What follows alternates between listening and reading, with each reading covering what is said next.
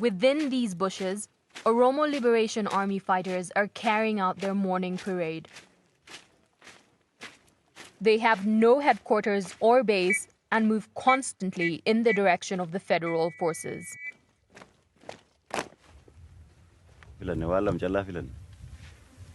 Sagri tokko baasne gidduu kan keenya sagriin sadi weerara dhufe waan kana hojjennaa jechuun mallattoo lama baafannaa durattiif duubatti battala waan sadi callaa.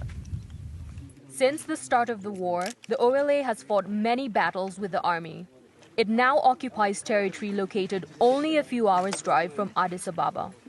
Today, these soldiers are training for combat. Then our army is ready to crush this military of our Ethiopian regime. We have a program to do that from day to day, from week to week. In a month, we have a plan to do the practice, and also we do something on the field rather than practice always. The men enlisted by the OLA are not professional fighters. Some were students, others were working.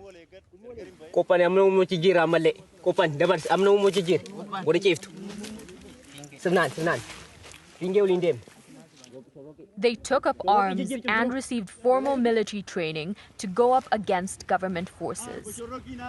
We in the OLA, our goal is to liberate our people and our land. We're not afraid of death. We're not afraid to stand up to our enemies. If necessary, we will break our own bones into pieces to build the bridges that will lead our people to freedom. The government soldiers don't know why they fight, so they're afraid. But we're determined, and that's why we're winning. The OLA claims many victories. In this video, which the rebels say they filmed on September 15th, they take control of a town west of Addis Ababa.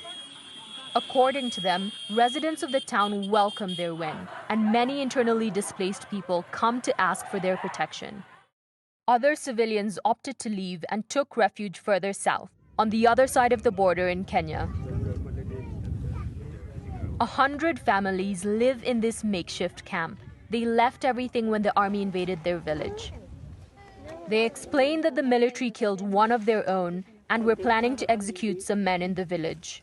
They told us this boy wasn't going to be the only one killed, that they had a list of 17 men who were going to be executed. So we were very scared. We immediately decided to flee to Kenya. That was on April 15th. No access to water or a doctor. Living conditions here are harsh, and village elders are unable to say when it will be possible to return to Ethiopia. At the moment, there is fighting between Oromoo and Amhara forces who are collaborating with the government. Recently, I heard on radio that 20 Oromoo were killed. Their houses were burned. The situation is still terrible, and killings are still being carried out.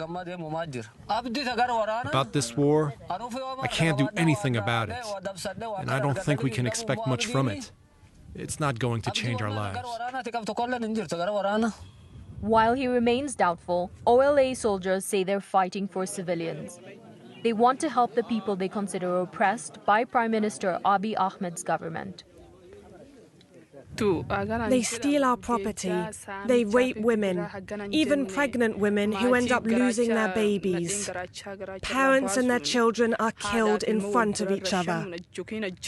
I am fighting with the OLA to free the Oromoo people and stop the violation of our rights. I have given up on my comfort, left my home, and I am ready to die to liberate my people. Off to the side, the group's leaders discuss their next plan of action. The second-in-command predicts that the rebels will topple the government soon. We want to bring down this murderous regime, along with other people whose rights are being violated, like the Tigrayans and other tribes in Ethiopia. We will unite and form a transitional government that will take care of all the people who have been oppressed. The rebel groups are unable to say when they plan to attack Addis Ababa, but they're less than 200 kilometers from the capital. To suppress them, the Prime Minister declared that he's leading troops to the front line. In the meantime, the rebels say that they're confident that soon they will take power.